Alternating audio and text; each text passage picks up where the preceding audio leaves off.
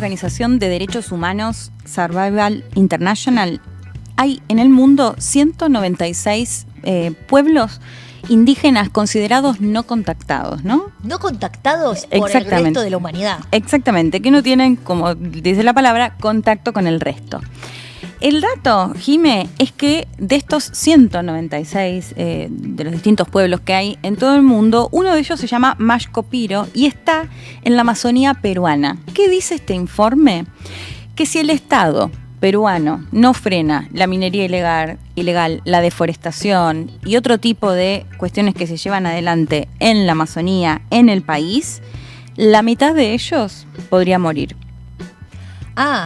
O sea, le están quitando el territorio y su forma de supervivencia. Sí, desaparecer. ¿Qué está pasando ahora? Bueno, hay muy cerquita hay como una población que se llama Nueva Oceanía, que ellos no pertenecen, digamos, a esta tribu, a este pueblo.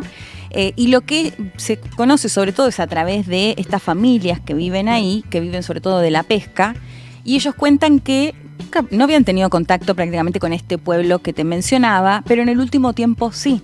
¿Por qué? ¿Qué pasa? Empiezan a escapar de las madereras que están avanzando con los bosques, con la deforestación, entre otro tipo de injerencias que están haciendo en la Amazonía. ¿Qué situaciones genera? Porque además, imagínate, es un pueblo que no está en contacto con el resto. Lo que tienen también es temor, en este caso que te mencionaba, de estas otras familias, porque claro, aparecen con las flechas, con los arcos y no saben qué puede llegar a pasar, ¿no? De hecho, bueno, había uno ahí que decía, me gustaría poder explicarles que le quiero dar un pescado y que está todo en buenas, pero no logran hacerlo. Pero además se han dado otras situaciones de trabajadores justamente que van a deforestar, que los han asesinado. Claro, porque lo ven como una amenaza. Exactamente. Así que bueno, distintas situaciones, porque además digo, más allá de lo que por supuesto cuestionamos de la deforestación, en definitiva la gran mayoría no dejan de ser trabajadores que responden a una empresa, bueno, que posiblemente no tenga demasiadas opciones y demás, y que además, y que también sí se está poniendo en riesgo su vida en esta situación, porque avanzan básicamente sobre zonas que además no tienen que hacerlo. Y esto, bueno, según este informe, puede llegar a generar que la mitad de esta población desaparezca directamente, justo lo que venimos contando, ¿no? Por el avance de la deforestación, de la industria, de la minería ilegal, entre otras cuestiones que enumeran.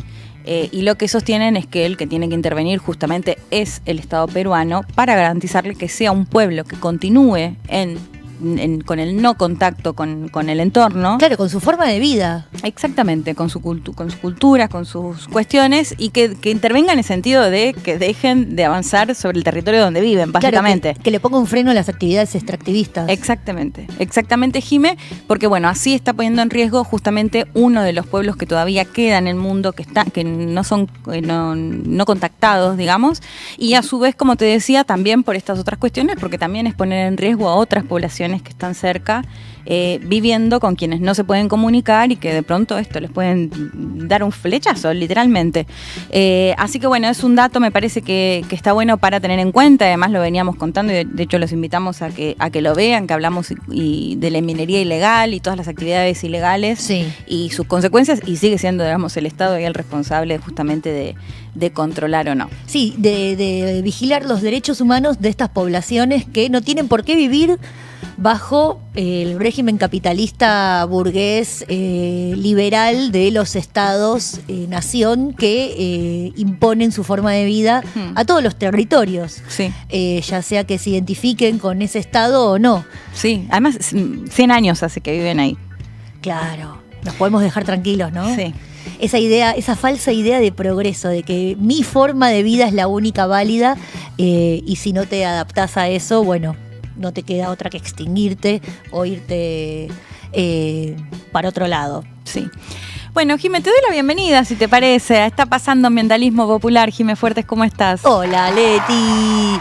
¿Cómo andás, Leti Martínez? Muy bien. Con un poco de calor, esta humedad. Mira, justo te venía a hablar de eso. Vamos a hablar del arbolado urbano. Pero primero, antes que nada, contame vos de qué vas a hablar. Bueno, vengo con algunos datos interesantes, no así para levantar el ánimo. Pero a ver, muy breve, contamos siempre del cambio climático y lo mencionamos siempre de cómo los países desarrollados tienen muchísima más responsabilidad que los países en desarrollo, y no solo responsabilidad, sino que además la deuda que tienen con nuestros países, ¿no? Con el sur global. Bueno, hoy vamos a hablar de los individuos. Vamos a hablar también de la responsabilidad mayor que tienen las personas más ricas en todo el mundo en lo que tiene que ver con el cambio climático, no solo las consecuencias del cambio climático, sino justamente lo que ellos generan para el cambio climático, ¿no? Para que el cambio climático continúe. Así que, bueno, vengo con varios datos de un informe de Oxfam, que es siempre muy interesante seguirlo, sí, porque, bueno, tiene muchos datos, sobre todo sobre el tema, mide el tema de la riqueza. Así que, bueno, lo vamos a contar, pero después de tu columna. Bueno, yo también te vengo a hablar del cambio climático, pero no de los individuos, o en realidad sí de los individuos botánicos. Vamos a hablar de los árboles, pero en particular del arbolado urbano. ¿Por qué? Porque ya estamos cerquita del verano, se vienen los calores y el verano, esa estación tan linda y tan divertida que era en nuestra infancia, pasó de ser algo esperable a algo temido.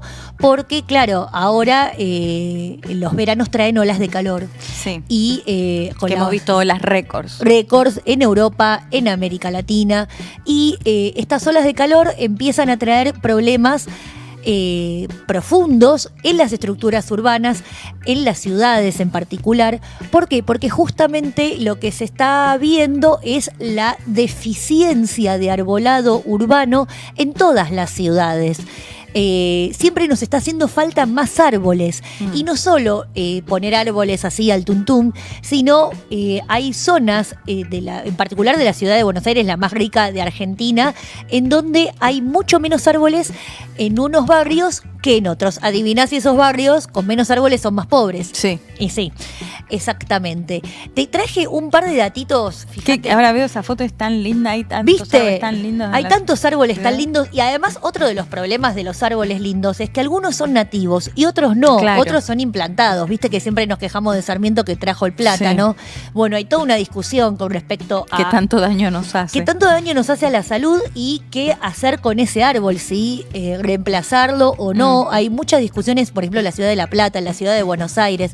Las grandes ciudades están empezando a plantear qué hacer con la vida vegetal y cómo distribuirla en las distintas calles, avenidas, barrios, para hacer una vida un poco más soportable. Sí. Bueno, pero la ciudad de La Plata, viste que tiene esto de haber sido una ciudad planificada. Sí. Esto creo que cada 6 cuadras que hay una plaza.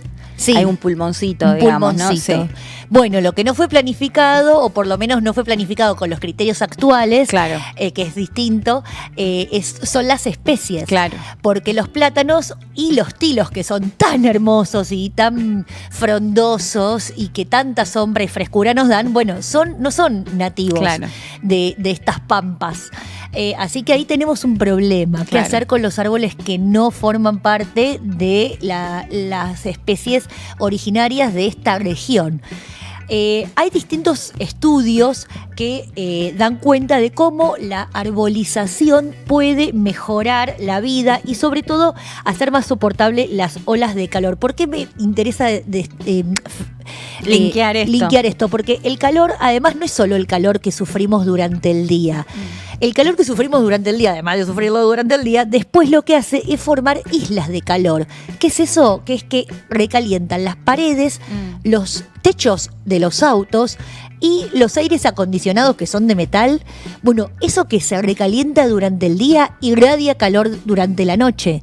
O sea, en un momento de las 24 horas de nuestro día, cuando no hay luz solar y cuando debería no haber irradiación de calor, sí la hay, producto de todos los elementos que se recalentaron durante el día, que juntaron calor durante el día y después lo largan a la noche. Entonces a la noche no termina de bajar la temperatura, no tanto por el calor que quedó, sino por el calor que quedó reconcentrado en los objetos. O sea, es grave el problema que se nos está empezando a presentar, sobre todo con este efecto de isla de calor, que es esto de que no baja el calor a la noche. ¿Vieron que hay noches que no baja el calor? Bueno, sí. Es justamente por esto, por este efecto, se llama así isla de calor. La Universidad Politécnica de Madrid en 2017 también hizo este tipo de mediciones allí en esta ciudad europea. Digo, España es uno de los lugares donde peor se la pasa, donde más sufrimiento hay con respecto a las olas de calor. Y hay, mirá esta medición, 8 grados de diferencia entre los barrios ricos y los barrios pobres. Wow. Decime por qué es. Es tremendo. Es tremendo. O sea, eso es capitalismo calorífico. Eso es antiplanificación. Eso es en España. Eso es en Madrid. Digo, Madrid lo busqué especialmente para traérselos porque digo que es uno de los lugares donde más se sufre las olas de calor y donde ya las muertes se cuentan por día. Sí, por el calor y porque además también provocan, parte, ¿no? Sabemos que los incendios muchas veces son orquestados por el ser humano, pero también cómo contribuyen estas olas de calor. Claro, es el contexto perfecto y ha tenido récord de incendios también España y también con muertos y bueno, toda la situación que ocasiona. Sí, exactamente. Bueno, por eso se lo han puesto a investigar y de paso te cuento también aquí en nuestro país, en la ciudad de Mendoza, hay otro estudio que también me interesa traerles, que se hizo entre la Universidad Tecnológica Nacional, la UTN, y el CONICET, liderado por la investigadora Claudia Martínez, que estudió durante una década los efectos del arbolado urbano, y una de las grandes ventajas que trae es la mitigación del sonido. Cuantos más árboles y más parques hay, menos ruido hay en las ciudades. O sea, no solo es una cuestión de el calor, sino también una forma de frenar la contaminación sonora, que es algo que es tremendo. Es tremendo. Nosotros, y lo tenemos tan naturalizado. Total. Sí. Y algo, claro, que entre la cantidad de urgencias que hay, es algo a lo que no se le da atención, pero la contaminación sonora tiene directa repercusión en los niveles de estrés de las personas que viven en las ciudades. Sí, ¿sabes cuándo me doy cuenta o cuándo lo hago consciente? Viste que a mí me gusta salir a pasear con mi gato en la mochilita y a él también. Y cuando salimos y hay mucho ruido que pasan los autos, él se pone loco. ¿Viste? Y ahí digo, porque no sé, entiendo que lo escuchan como un poquito más fuerte, o tienen mejor percepción todavía del sonido. Y ahí es cuando hago consciente qué tremendo cómo tenemos tan naturalizado todos estos ruidos, ¿no? Sí. Y de hecho siempre cuando hablamos de la electromovilidad, cómo cambia justamente en que pase un auto, un colectivo y no se escuche nada. Qué lindo sería vivir así, maravilla. Leti. Sí. Vos sabés que si vos tenés la posibilidad de diseñar arbolizaciones alrededor de parques y espacios verdes, sobre todo en forma lineal y paralelos a las autopistas, se pueden reducir hasta 17 decibeles. Es un montón. Sí. El ruido ambiental. Pero bueno, eso también depende mucho de la cuestión de la capacidad que tenga un Estado local de intervenir en la traza o el diseño urbano. Esta investigadora, que es del Instituto de Ambiente, Hábitat y Energía del CONICET allí en Mendoza, lo que argumenta es que justamente los ecosistemas, y ellos le llaman bosques urbanos, o sea, lo que a uno le diría una plaza, un parque, pero bueno, con la idea de bosque me gusta mucho más, claro que sí, porque aparte de la idea de bosque tiene que ver con esto de que se planten especies nativas, ya sea de hierbas, arbustos o árboles, para atraer la fauna local. Mariposas, colibríes, pájaros en general, no solamente palomas, que es la especie que se sobreadaptó a poder vivir en las grandes ciudades, nos da cuenta de cómo construir estas barreras acústicas naturales. O sea que tendría esta doble ventaja. Y aquí en la ciudad de Buenos Aires hay mucha controversia con respecto a qué tipo de arbolado se hace y sobre todo la diferencia que hay entre los barrios ricos y los barrios pobres. Es una diferencia que viene desde la constitución de esta ciudad, ¿no? La zona de Palermo, que tiene esas grandes extensiones de espacio verde, los famosos bosques de Palermo, que habitantes de nuestro país han venido vienen a visitarlo. Bueno, no es algo que encontremos en la zona sur. Y si bien esto se da muy particularmente en la ciudad de Buenos Aires, también a veces se replica en partidos o municipios del conurbano. El plátano, mira. El plátano, te hace estornudar de plátano. Mira, lo teníamos preparado acá para este momento del programa. Ay. Pero bueno, sí, es que justamente se ha hecho con otro criterio y el problema es que ahora no hay un criterio y está en discusión y muchas veces este arbolado se hace con criterios de reclamo de parte de los vecinos que muchas veces le dan mayor atención a los barrios más ricos y a los barrios más pobres los dejan de lado. En particular, hubo una queja de los vecinos y vecinas que rodean el Parque Patricios, que está en el sur de la ciudad. Es un barrio que no es de los más ricos, es un barrio del sur, porque empezaron a ver que habían empezado a podar los árboles. El gobierno de la ciudad argumentó que lo estaban podando porque había aparecido un hongo que los estaba enfermando, pero ellos encargaron un estudio independiente con especialistas y dan cuenta de que ese hongo se podía haber tratado de otra manera sin mutilar a los árboles. Y otra de las cosas que empezó a proliferar entre los vecinos y vecinas es la queja de la tala o la poda indiscriminada. Porque podan árboles que ya sean obstruyen árboles o obstruyen luminarias, van y cortan las ramas. Hay una gran discusión de los vecinos, en particular de los ambientalistas, que dicen no tenés que estar cortando o mutilando un ser vivo, en todo caso tenés que adaptar la ciudad a ese árbol. Bueno, imagínate que mucha bola no les habrán dado, pero bueno, sí lograron el fallo del juez Guillermo Scheilberg del Juzgado Contencioso Administrativo Tributario y de Relaciones del Consumo número 13, que de aquí de la ciudad, que argumentó que no puede soslayarse que un árbol no es un integrante más del mobiliario urbano fácilmente reemplazable, porque claro, cuenta que, por ejemplo, hay árboles que tienen 100 años y que tienen 300 años más por delante para vivir, y sin embargo van y los mutilan. Este juez dice que estos árboles también son habitantes de esta ciudad, son seres vivos, sí, de hecho son seres vivos, sí, y que tienen derechos, pero bueno, anda a hacérselos cumplir. Sí hay un plan maestro elaborado por el propio gobierno de la ciudad que impone sus leyes, pero que trata a estos ejemplares adultos de muchas generaciones como un mobiliario más. Y este juez lo que dice es que no, que eso está mal y que hay que tratarlo como habitantes vivos de esta ciudad.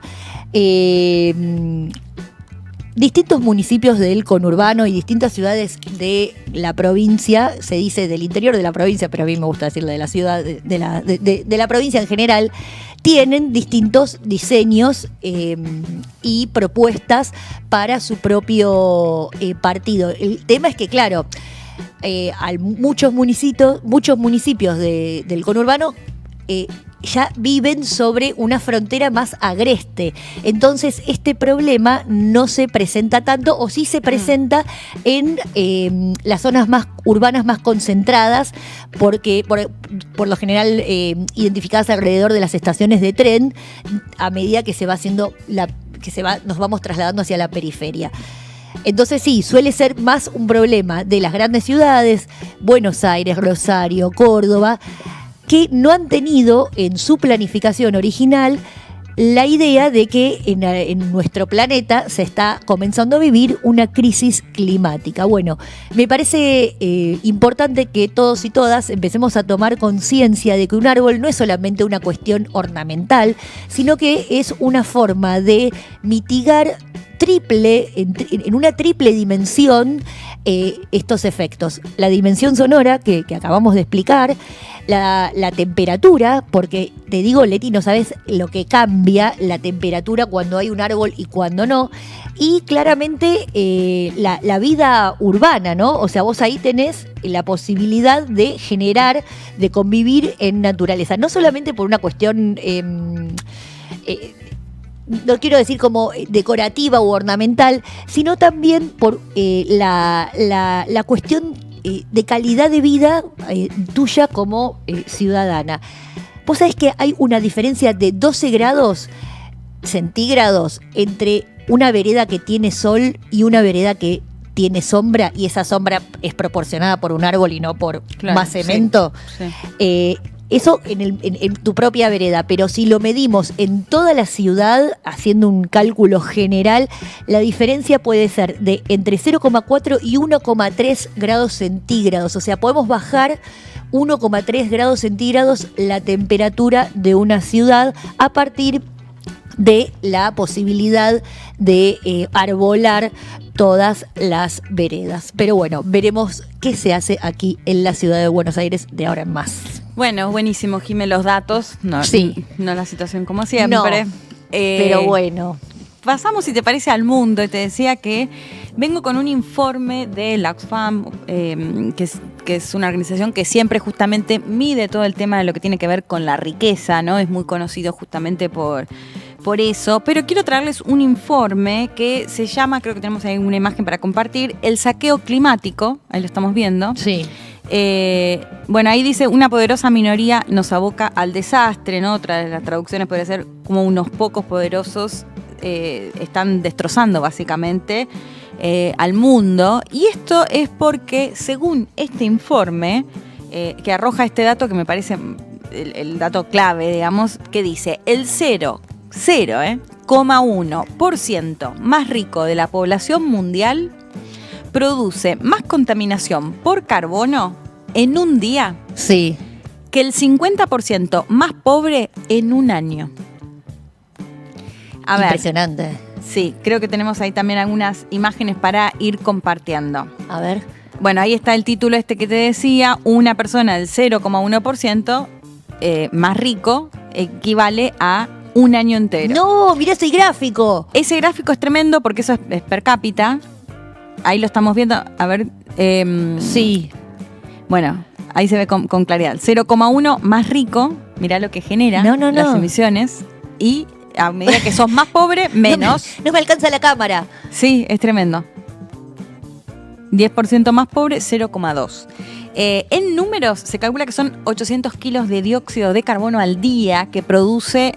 Ahí también lo vemos. Los rojitos chiquititos, o sea, los que son poquitos en rojo, son los más ricos, que como sabemos son muy pocos, que acumulan mucho. Y sin embargo, si vemos la cantidad de emisiones en rojo también, es bestialmente, no tiene comparación con lo que produce el resto, que son los más pobres. Decía, en números 800 kilos de dióxido de carbono al día, en comparación con 2 kilos para el 50% restante, 50% de los más pobres.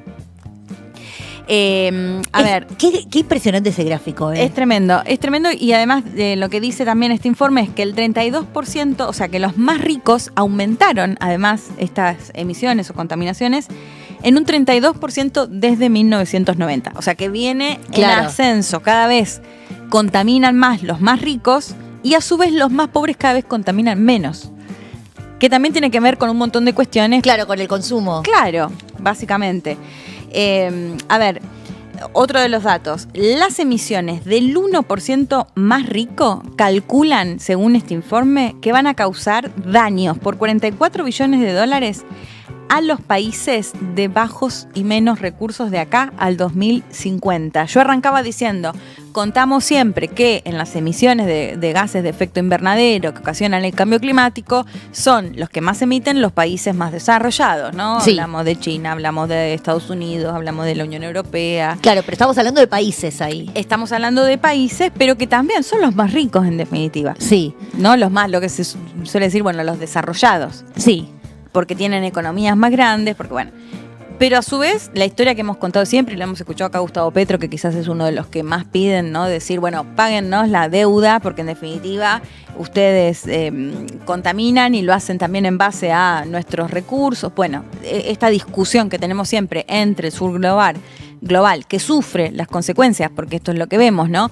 Que las consecuencias, de hecho, esta frase me gustó mucho, la crisis climática es la crisis de la desigualdad. De hecho, voy a buscar la frase exacta porque esto lo dice el director justamente de Oxfam. Dice, la crisis climática es una crisis de desigualdad. Las personas más ricas del mundo están financiando y beneficiándose de la destrucción del clima, dejando que la mayoría de la población mundial soporte las fatales consecuencias de su poder sin control. Esto lo dice Amitabh Behar, que es el director ejecutivo de Oxfam. A ver, lo trasladamos y es lo mismo. Lo trasladamos de países más ricos a países más pobres y lo trasladamos de las personas más ricas a las personas más pobres, que además también tienen la particularidad de que también los más ricos, si vos mirás de las personas más ricas, bueno, los primeros son todos estadounidenses, chinos, están también, por supuesto, en los países más desarrollados también. Sí. En su mayoría. En su mayoría, claro, sí. Pienso por ahí ricos en países no desarrollados y se me ocurre, no sé, los enclaves de petróleo, de países que viven del petróleo y que tienen élites muy, muy adineradas y el resto del pueblo pobre.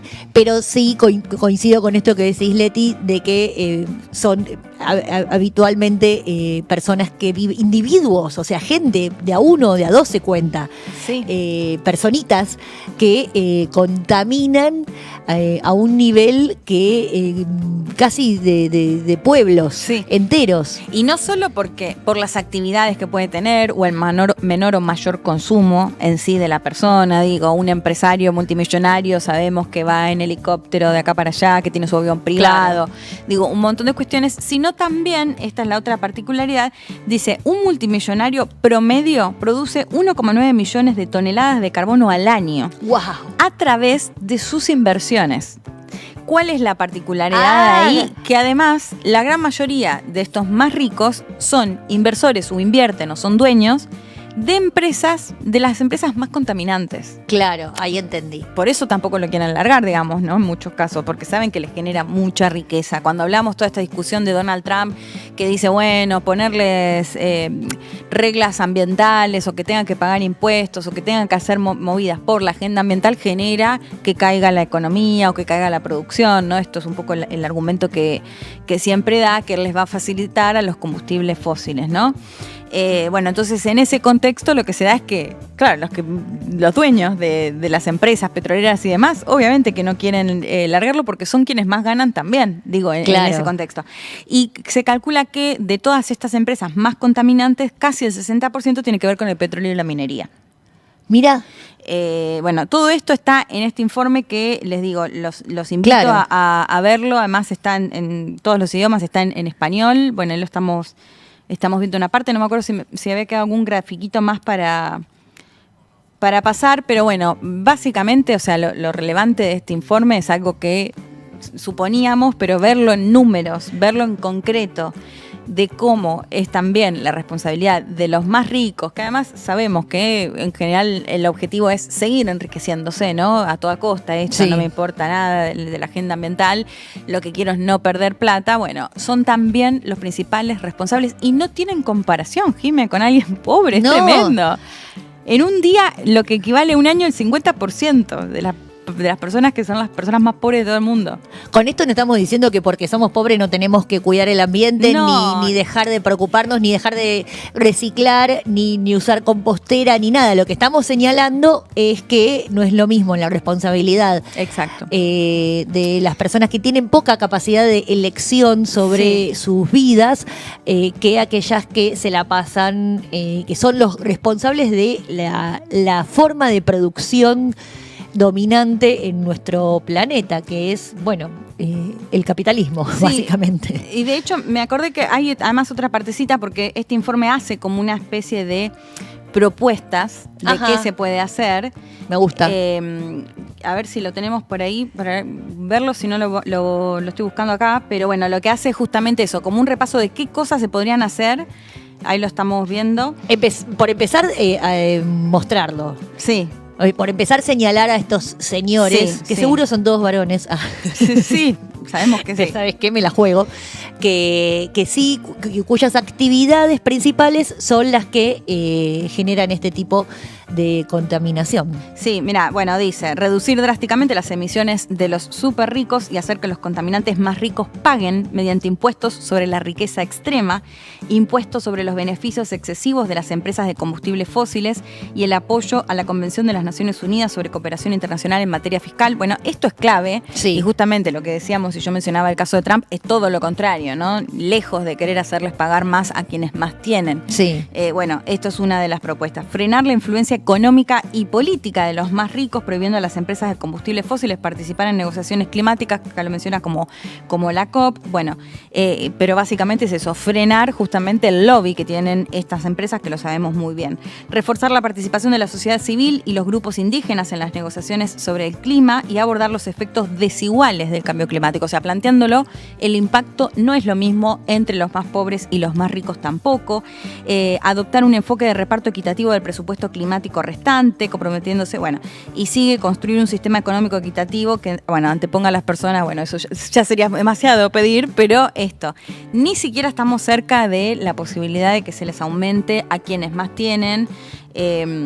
Y ahí veía otros datos que siguen sumando esto que te mencionaba, pero básicamente lo que tiene que ver es la cuestión desigual de cómo afecta el cambio climático y de quiénes son justamente los que la ocasionan.